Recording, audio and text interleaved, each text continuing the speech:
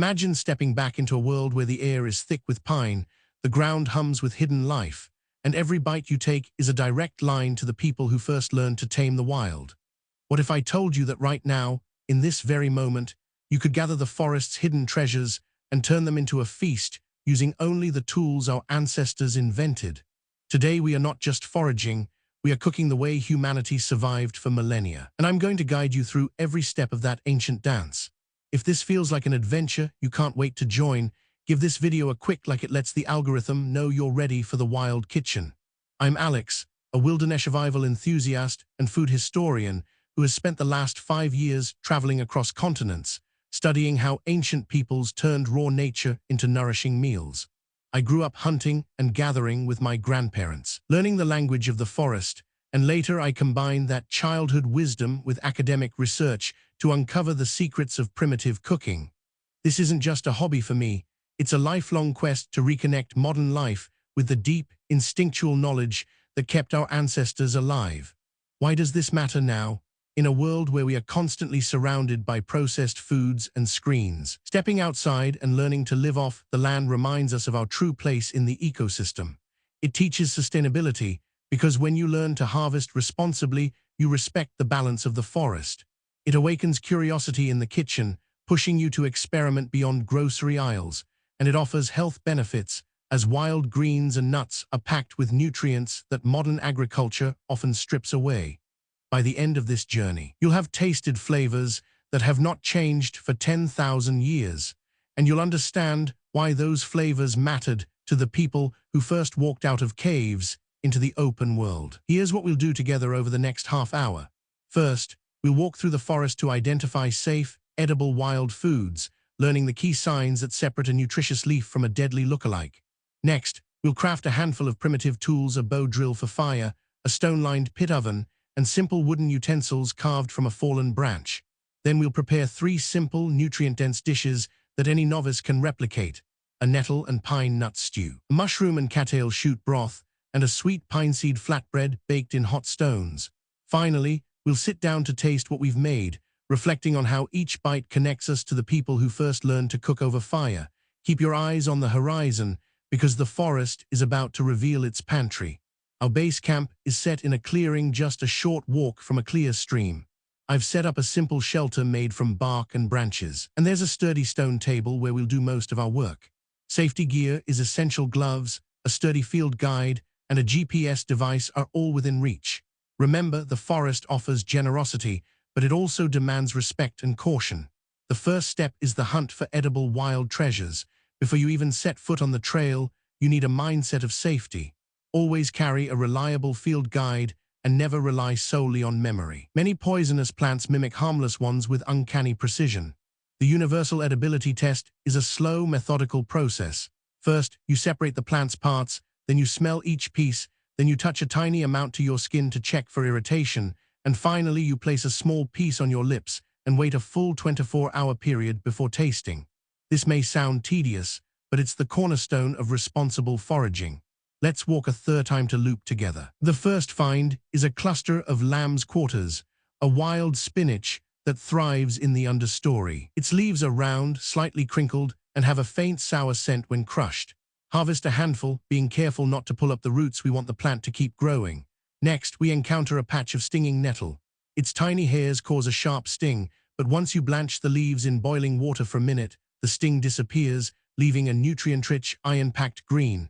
We'll gather a small bundle and set it aside for later. Further along the path, pine trees dominate the canopy. Their cones hold edible pine nuts, which you can extract by gently cracking the scales with a stone. The nuts are buttery and high in protein and healthy fats. Look for cones that have fallen and are beginning to open. They are the easiest to process. A few minutes later, we pause at a small wetland where cattail shoots rise from the water's edge. The young shoots are crisp and mildly sweet, perfect for adding texture to a broth. Finally, we come across a cluster of mushrooms growing near decaying logs. I must stress that mushroom foraging requires expert knowledge. Only pick species you can positively identify, and when in doubt, leave them be. For this demonstration, we'll select a small batch of chanterelles, known for their bright orange hue and delicate flavor. A quick tip for carrying your harvest is to fashion a foraging basket out of woven birch bark. the flexible strips interlock naturally, creating a sturdy container that breathes, keeping delicate greens from wilting before we reach the fire. Now that we have our ingredients, let's talk tools. The first challenge is to make fire using only friction, just as our ancestors did before matches existed. We'll need a sturdy fireboard, a straight spindle, a bow made from flexible sapling, and a socket to hold the spindle in place. Choosing the right wood is crucial. Soft, dry woods like cedar or cottonwood ignite more easily, while hardwoods provide a longer-lasting ember. I'll demonstrate how to carve a shallow notch in the fireboard, place the spindle, and use the bow to spin it rapidly, generating heat through friction. After several minutes of steady motion, a small coal will appear in the notch. We'll transfer that coal into a tinder bundle made from dry grass and shredded bark, gently blowing to nurture the flame until it catches. With fire established, we'll build a simple stone oven. Dig a shallow pit about a foot deep. Line it with hot stones you've heated in the fire and place a bark-wrapped clay pot inside. The stones retain heat, creating an even cooking environment similar to a modern oven. While the oven heats, we'll carve a wooden spoon and a flat griddle from a fallen branch. Using a sharp stone, we'll whittle the wood into shape, smoothing the edges with sandpaper made from bark. These tools will allow us to stir, flip, and serve our dishes just as early peoples did. We are ready to cook. First, we'll prepare a nettle and pine nut stew. We'll blanch the nettles in a pot of boiling water, then drain and set aside. In the stone oven, we'll toast a handful of pine nuts until they turn golden, releasing their fragrant oils. Add the toasted nuts, a splash of water, and the blanched nettles to the pot, seasoning with a pinch of salt gathered from evaporated seawater crystals we collected earlier. Let the mixture simmer over the fire for 10 minutes, stirring with our wooden spoon until the flavors meld. Next, we make a mushroom and cattail broth. Slice the chanterelles thinly and toss them into a second pot with the tender cattail shoots. Add fresh water from the stream, a few crushed pine needles for a subtle resinous note, and let it boil gently for 15 minutes. The broth will turn a soft amber, carrying the earthy scent of forest floor. Finally, we'll bake a sweet pine seed flatbread. Grind the remaining pine nuts into a coarse meal using a stone mortar, mix with a splash of water and a pinch of wild honey we harvested from a nearby hive. Spread the dough onto the hot stone griddle, pressing it thin, and cook until golden spots appear on each side. The result is a crisp, slightly sweet bread that pairs perfectly with the stew. What's the wild ingredient you're most curious to try? Drop it in the comments, and I'll read a few in the next video. Now we sit around the fire, the flames dancing, the night air cool and fragrant. We taste the nettle stew first. The pine nuts add a buttery depth, while the nettles bring a bright, slightly bitter contrast that awakens the palate.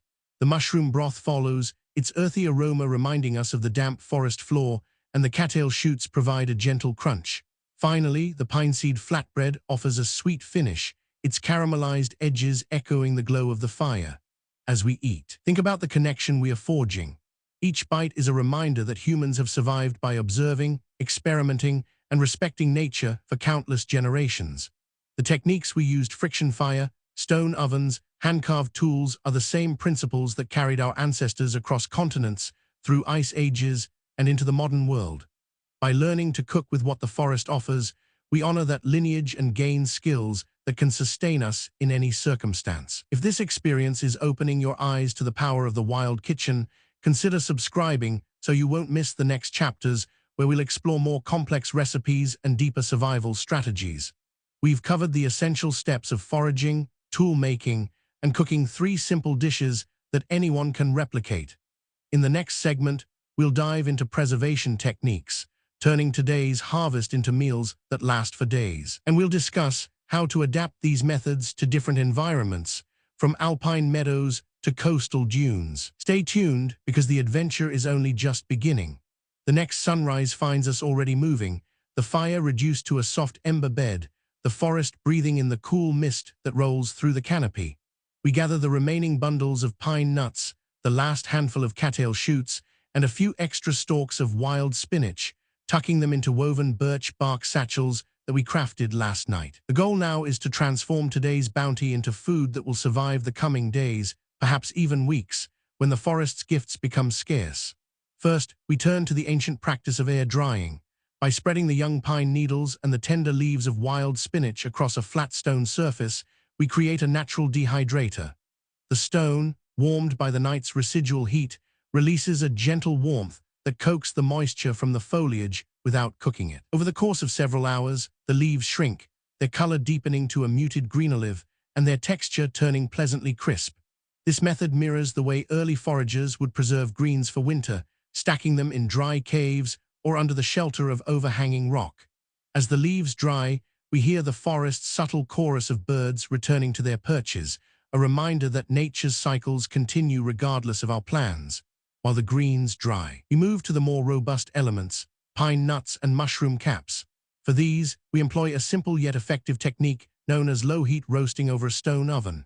By arranging a shallow pit in the earth, lining it with heated stones we gathered from the nearby stream bed, and covering the pit with a layer of fresh leaves, we create a makeshift oven that retains heat for many hours. We sprinkle the pine nuts across the hot stone surface, allowing them to toast slowly, their oils releasing a fragrant, nutty perfume that mingles with the scent of damp earth. The mushroom caps, placed on a bark-wrapped clay plate, absorb the gentle heat, their texture becoming supple while the flavors concentrate. This slow roasting not only enhances taste, but also reduces moisture, extending the shelf life of the nuts and fungi. Next, we address the cattail shoots, a versatile starch that can be transformed into a durable flour. By cutting the shoots into thin strips and laying them out on a broad stone slab, we let the sun and the ambient breeze work together to dry them further. Once fully desiccated, we grind the dried stalks with a stone mortar, using a rhythmic, circular motion that echoes the ancient rhythm of pounding grain. The resulting fine powder resembles a pale, earthy flour, perfect for making flatbreads or thickening soups later on. The grinding process itself is a tactile meditation, each press of the stone connecting us to countless generations who perform the same motion under open skies.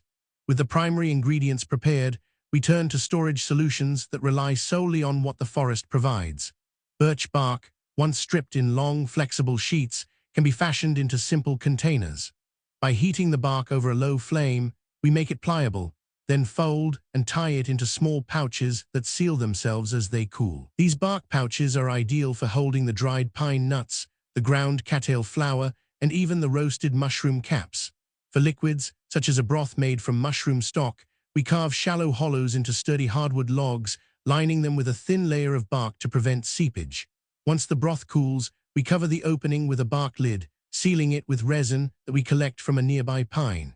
This natural sealant hardens, creating a watertight barrier that preserves the broth for several days. Preservation does not end with drying and storage. Fermentation offers another pathway to longevity. We demonstrate a simple fermented nettle drink, a practice recorded in ancient texts from distant valleys. By submerging blanched nettle leaves in a clean bark-lined vessel, adding a pinch of wild honey for sweetness, and allowing the mixture to sit in a shaded spot for a few days, natural microbes begin to transform the sugars into gentle acids. The result is a lightly effervescent, slightly tangy beverage that not only refreshes but also provides probiotic benefits.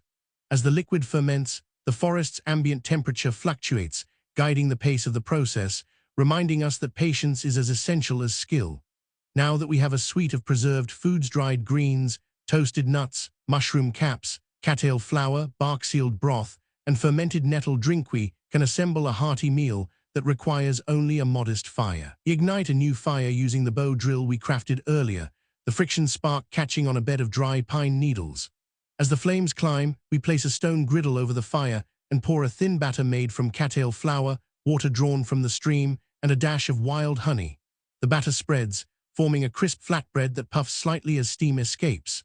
We top the flatbread with toasted pine nuts, a scattering of dried spinach leaves, and a drizzle of the mushroom broth, allowing the heat to melt the flavors together. Alongside, we serve a cup of the fermented nettle drink, its coolness balancing the warmth of the fire-cooked dish. As we break bread and sip the fermented brew, the conversation drifts toward the deeper purpose of this practice. Each step identifying, gathering, preparing, preserving reinforces a mindset of respect and reciprocity with the land. By learning to store the forest's bounty, we honor the cycles that have sustained humanity for countless generations. We also equip ourselves with skills that could prove vital in moments of scarcity, whether during a sudden storm, an unexpected journey, or a prolonged absence of modern supplies. At this point, Many of you might be wondering how these techniques translate to other environments. Let's explore a few scenarios, beginning with high-altitude alpine meadows. In those thin-air landscapes, wind can be a powerful ally for drying. By spreading herbs and shoots on a flat stone that faces the prevailing breeze, moisture evaporates rapidly, even when temperatures are low. Stone ovens can be constructed using compacted snow as insulation, allowing heat to radiate upward while the snow melts slowly, providing a steady, low-temperature cooking environment.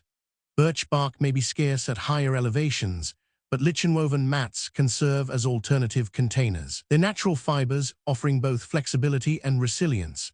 Moving to arid desert regions, the scarcity of water demands a different approach. Here, sundrying becomes the primary preservation method. Thin slices of cactus pads, wild amaranth leaves, or desert-grown pine nuts can be laid on stone slabs, turning golden under the relentless sun. To protect delicate ingredients from sand, we fashion simple shelters using woven branches and animal hides, creating microclimates that shield the food while still allowing airflow.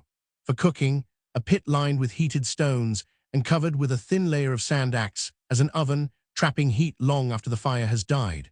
The sand's insulating properties ensure that the food cooks evenly without the need for constant fuel. Coastal dunes present yet another set of challenges and opportunities. Salt, abundant in these environments, becomes a natural preservative. By lightly sprinkling wild seaweed, harvested kelp, and small shellfish with sea-derived salt, we accelerate dehydration while imparting a briny flavor that complements the natural sweetness of pine nuts. Driftwood, smoothed by waves, provides sturdy platforms for stone griddles, and the rhythmic sound of surf offers a soothing backdrop as we tend our fire. In tidal pools, we can collect fresh seawater to rinse our tools, ensuring that any lingering residue from inland foraging does not spoil the coastal dishes. Each of these environments teaches us that the core principles, respect for the resource, ingenuity with limited tools, and patience remain constant, even as the specific techniques shift to match the surroundings. By internalizing these lessons, we become adaptable, resilient, and deeply connected to the land wherever our path leads. Now, let's pause for a moment. Think about the environment you live in or the one you dream of exploring. Which of these preservation methods resonates most with you? Perhaps you've already tried sundrying herbs on a balcony, or maybe you've experimented with a simple stone oven in your backyard. Share your experiences or questions in the comments below. I love reading your stories, and we'll feature a few in the next episode. Your insights help build a community of modern foragers who learn from each other's successes and challenges. Before we wrap up this segment, I want to remind you that the journey doesn't end here. In the upcoming chapters, we'll dive deeper into advanced techniques such as creating smoked fish using a primitive smokehouse built from hollowed logs, crafting fermented grain substitutes from wild grasses, and even building a portable water purification system using sand, charcoal, and moss. Each new skill adds another layer to our understanding of how our ancestors thrived, and it expands the toolkit we can rely on in any wilderness scenario. If today's exploration sparked a curiosity about the wild kitchen, consider giving this video a like. Your feedback signals to the platform that you enjoy these immersive, hands-on tutorials, and it helps us reach more people who are eager to reconnect with the land. And if you haven't already, hit the subscribe button and tap the notification bell so you won't miss the next adventure, where we'll experiment with turning cattail flour into a hearty porridge that can sustain you on long treks. Finally, remember that every step we take in the forest, every leaf we gather, every fire we kindle, is a dialogue with the past and a promise to the future. By mastering these ancient culinary arts, we not only feed our bodies, but also nurture a deeper respect for the ecosystems that provide for us. The forest offers its gifts freely. All we need to do is listen, observe, and respond with gratitude. Stay tuned, stay curious, and keep the fire of discovery burning bright. The next episode awaits, and the wilderness has many more secrets to share. Until then, may your foraging be safe, your fires steady, and your meals delicious. When the sun begins its slow descent and the shadows stretch long across the understory, that is the moment I like to set up the smokehouse, a humble structure that has fed generations of travelers and hunters. I start by finding a fallen log that is sturdy enough to serve as the backbone of the chamber, yet light enough to split with a simple hand axe. The bark is peeled back in long ribbons, exposing the seasoned wood beneath, and those ribbons become the walls that will hold the gentle, curling smoke. I carve a narrow doorway just wide enough for a hand to slip through, then I lay a bed of dry pine needles and shredded bark at the base. The key to a good smoke is a steady, low heat that coaxes the aromatic compounds from the wood without turning the fire into a raging blaze. To achieve that, I stack small twigs and kindling in a teepee shape inside the chamber. Then I introduce a slow ember using a bow drill that I have been perfecting over many seasons. As the ember catches, I feed it with thin strips of spruce, listening to the soft hiss as the smoke begins to rise and fill the cavity. While the smoke builds, I turn my attention to the river that winds like a silver thread through the valley. In the early mornings, before the mist lifts, water is clear and cold, and the fish that swim within are alert but not yet wary. I have learned to fashion a simple spear from a sharpened branch, a technique that our ancestors used long before the invention of metal. With a steady breath and a focused mind, I thrust the spear forward, feeling the resistance of a trout that darts away in a flash of silver. The catch is swift, and the respect for the creature is immediate. I clean the fish on the spot, removing the scales with a rough stone, and I set the fillet aside on a leaf that has been washed clean in the stream. The fillet is then placed on a flat stone that has been heated in the fire, a stone that retains heat long after the flames have died down. The heat sears the flesh, locking in moisture and flavor, while the surrounding smoke infuses it with the subtle pine scent that drifts through the forest. Once the fish is cooked to a perfect golden hue, I cover it with a bundle of fresh fern fronds, allowing the residual heat to continue its gentle work. The result is a dish that tastes of the river, the forest, and the fire all at once, a reminder that nourishment is not just about calories, but about connection. I take a bite, feeling the delicate texture of the flesh melt on my tongue, and I think of the countless hands that have prepared similar meals on this very land. It is a moment that feels both ancient and immediate, a bridge between time that I hope you can sense even through the screen. From the river to the meadow, the next chapter of our wild kitchen explores the humble grass that carpets the open fields after a summer rain. Many people overlook the potential of wild grasses, yet they have been a staple for peoples who roamed these plains for millennia. I gather a handful of tall, sturdy stems of a grass that grows near the water's edge, its seed heads swaying like tiny golden crowns. The first step is to dry the seed heads over a low fire, turning them gently until they crackle and release a faint, nutty aroma. Once dry, I grind the seeds between two flat stones, a technique that produces a fine flour in a rhythm that matches the heartbeat of the forest. The flour is then mixed with a splash of fresh spring water, forming a thick, sticky dough that holds together like a promise. I shape the dough into small, flat discs and place them on a hot stone that has been resting near the fire's edge. As the discs cook, they puff slightly, their surfaces turning a light amber. The taste is earthy, with a subtle sweetness that reminds me of the first sunrise after a night of rain. While the grass discs cool, I turn my thoughts to the essential need for clean water, especially when venturing far from settled lands. In the past, our ancestors relied on the natural filtering power of layered materials found in the forest floor. I collect a generous amount of coarse sand, a handful of charcoal that has been harvested from a recent fire, and a bundle of moss that clings to the damp stones near the stream. I arrange these layers inside a hollowed-out log that I have shaped into a simple container, creating a vertical column that mimics the Earth's own filtration system. At the top, I pour the murky water collected from a shallow pond, and as it trickles down through the sand, charcoal, and moss, the impurities settle and the water emerges clearer, cooler, and safer to drink. The process is slow, but it teaches patience, reminding us that the gifts of the wild are often earned through careful observation and deliberate action. Now that we have gathered, prepared, and cooked our wild bounty, it is time to sit together around the fire and share a meal that is as much a story as it is sustenance. I arrange the fish, the grass discs, and a small pot of broth made from simmered bark and wild herbs on a simple wooden board. The broth is a translucent amber liquid, infused with the scent of rosemary like sage and the faint bitterness of oak bark, a flavor profile that is both grounding and uplifting. I ladle the broth into a carved wooden bowl, steam rising in delicate curls that drift upward like the thoughts of those who have walked these woods before us. As we eat, I invite you to reflect on the process, how each step required a keen eye, a steady hand, and an open heart. The act of foraging is not a race. It is a dialogue with the land, a conversation that teaches humility and gratitude. What part of today's journey resonated most with you? Perhaps the gentle art of smoking fish, the surprising versatility of wild grasses, or the quiet confidence that comes from purifying water with nothing but Earth's own materials. I would love to hear your thoughts in the comments below, and if you have tried any of these techniques yourself, share your stories. Your experiences add layers to this collective knowledge, and together we can build a living archive of wild cooking that honors both tradition and innovation. As we close this chapter, I want to remind you that the path of the wild kitchen is endless, with new plants to discover, new fires to master, and new flavors to explore. In future episodes, we will venture into the realm of fermentation, turning the sugars of wild berries into a tangy drink that can sustain a traveler on a long trek.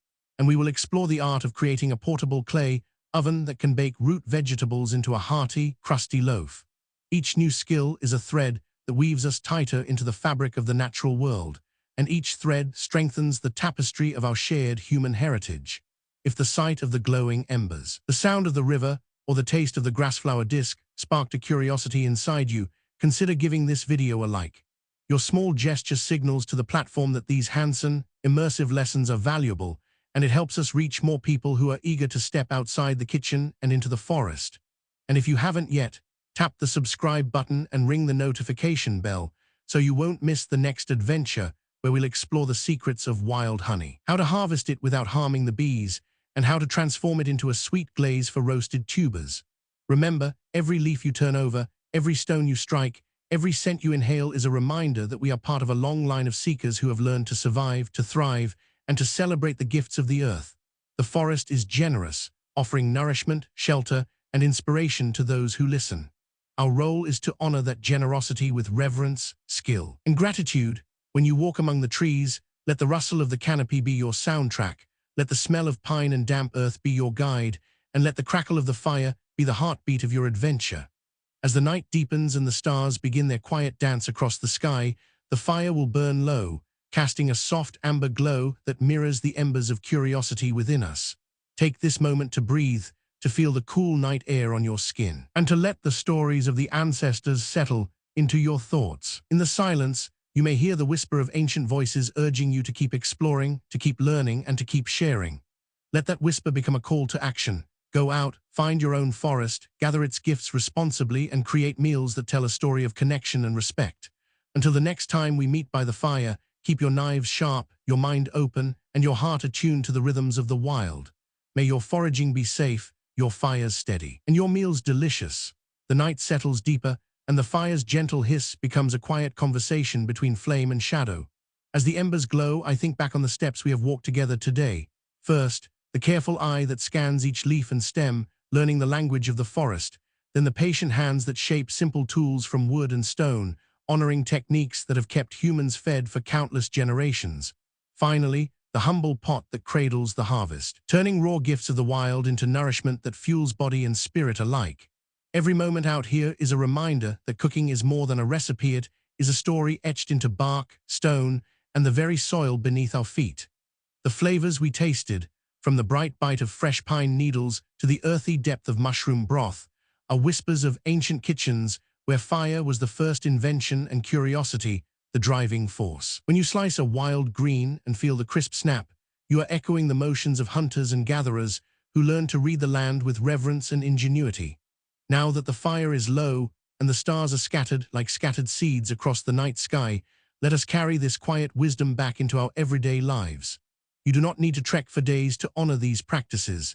Even a small patch of park or a backyard garden can become a laboratory for discovery. Start by identifying a single edible plant you feel comfortable with, perhaps the tender shoots of cattail or a handful of lamb's quarters, and experiment with a simple preparation, steaming over a modest flame or tossing into a fresh salad. Notice how the taste changes when you cook versus when you eat raw, and let that observation guide you toward deeper exploration. If you feel inspired, try crafting a basic tool with your own hands.